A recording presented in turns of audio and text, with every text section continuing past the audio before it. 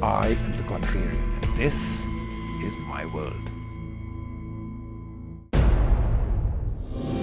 Hi, I'm Prashanto Roy. I'm a technology analyst, and I'm going to be talking here today about how drones are not just the future of package delivery, but of aviation safety and a whole lot of other cutting-edge technologies that we haven't even seen yet.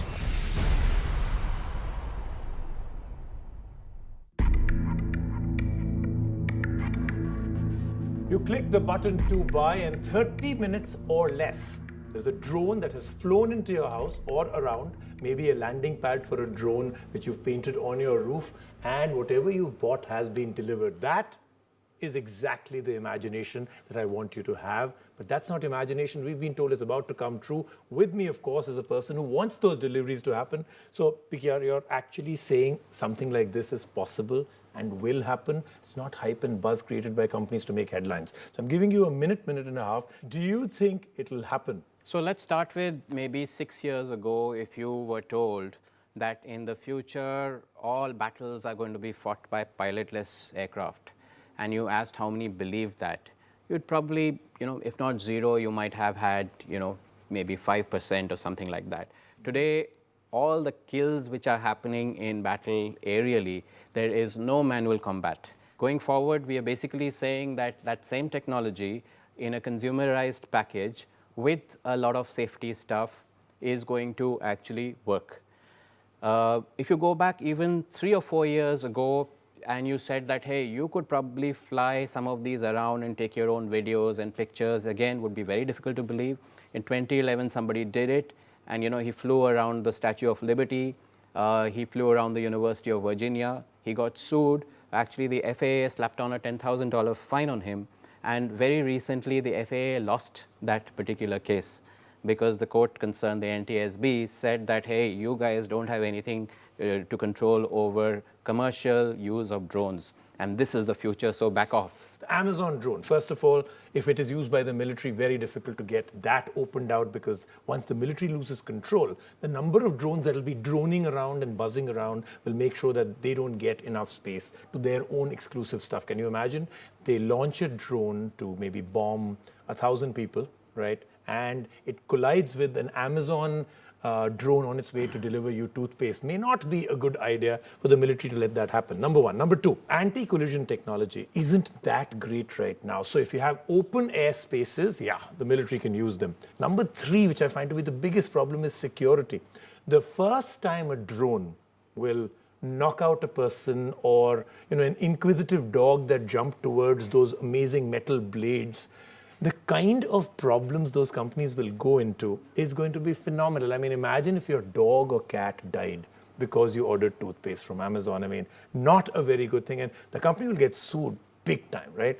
And I think the biggest one is to do with inaccuracy. First of all, I think the military is pretty clear that the areas of the world where it's going to be bombing people with drones and killing people with drones with laser-guided devices. Why can't Afghanistan get toothpaste delivery? I mean, they get bombed as well as that. That's a problem. The US Department of Defense will tell Amazon, sorry, no drone deliveries to in areas Afghanistan. we want to bomb. Yes. Afghanistan, stay away. Iraq, stay away. But the domestic United States, which is under Homeland Security, the US is so far not using the drones to kill people. They are using a little bit of surveillance there on that. Not a little bit, yeah. I mean, pretty much a lot. A lot of surveillance there. Right. So I suspect that intersection is not going to happen. Let's talk about drone as the technology itself. So what do you think is the battery life for a drone that can actually pick up, let's say, up to about 4 to 5 kgs of product? Currently, the stuff you get in the shelves here, you get this Parrot, you get quadrocopters, about which 7 to 8 typically minutes? No, 30 minutes on a full charge. Not really. The Parrot is about 8 to 10 minutes for sure. So this latest version does about 30 minutes. And so you will obviously not ship it out with a 30-minute battery life. So what you would do is now take a look at the military drones. Okay, the military drones are doing 18 hours, 36 hours, and they're either using hybrid or they're using pure gasoline internal combustion engines. The stuff that they're testing are looking at a clear delivery overhead, a margin or a buffer of 100%, which means that if you have a delivery cycle which is 1 hour, you should have a 2-hour battery life. What about accuracy for these drones to be able to find your house exactly? You think it's there? Look at it this way. You look at intercontinental ballistic missiles. For the last, since the Gulf War, they've been accurate to the level of windows in houses. Now, that was more than 10 years ago. No, I know the technology to kill people is there. No, right. Is there to deliver to people? In the delivery, yeah, so they were delivering, window, right? They were delivering missiles more than 12 years ago with window level accuracy, where the missile drops down, but here they're not looks for a window, they're not shooting your looks for a window. Okay. black Now, dress. to lock that in a closed loop where it references a map and the map tells you that yes, you're on the ballpark, that technology is very much there. Because right now, your GPS accuracy of even 2 to 4 meters in terms of consumer GPS is pretty good. With these drones, they would probably step up the accuracy to beyond that level. Okay. Hasn't this become a bit of a kind of a ploy where you make big news, get the biggest headlines all across the world? What's the value of the word Amazon or anything like that making headlines across the world? Every website and every newspaper, every magazine, every television station spoke about this. The value of that must be in billions of dollars. Isn't this a good way to get fantastic PR?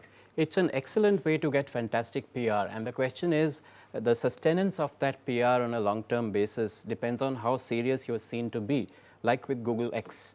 Okay, now with Google X, the so-called moonshots part of Google, the whole idea is that everything which they do, whether it's driverless cars or anything else, is very well, or balloons which will fly all over the sky and give you internet, or you live forever. They're definitely very high value in terms of PR.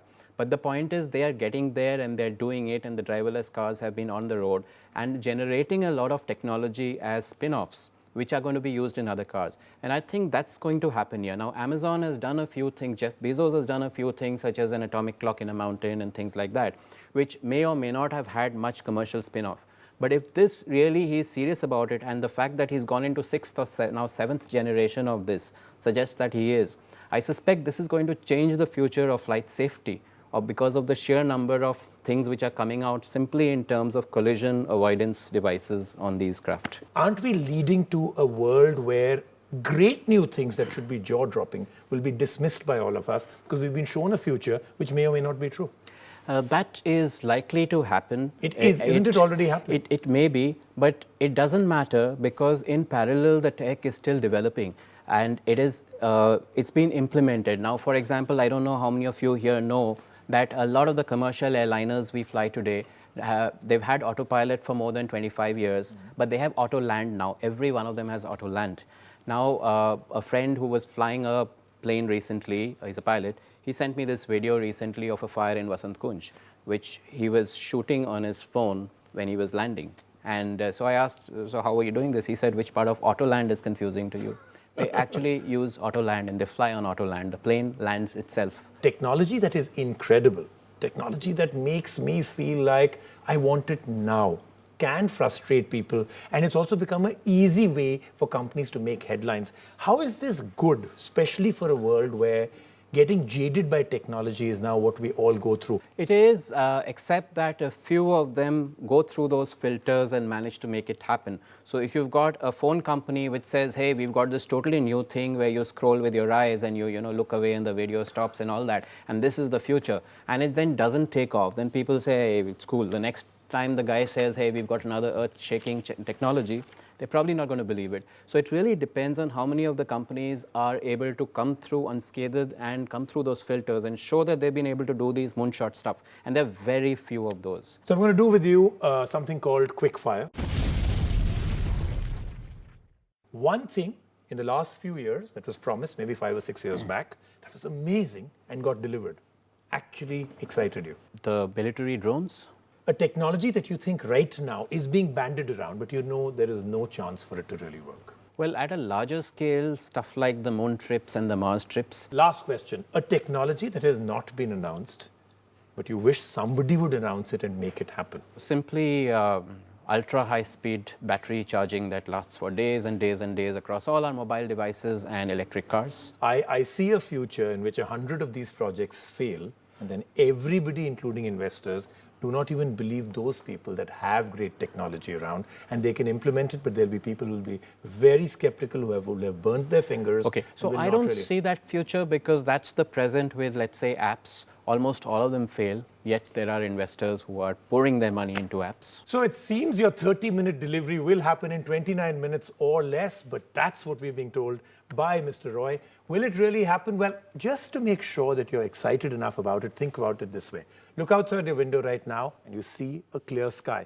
Think about 150 or 200 drones all buzzing around, 2 or 3 of them colliding, your dog's nose being bitten off by the blade of the drone. That may be the other future that you may well be excited and afraid of. We'll see you next week on another show of The Contrarian. Thank you very much. Thanks a lot. Thank you.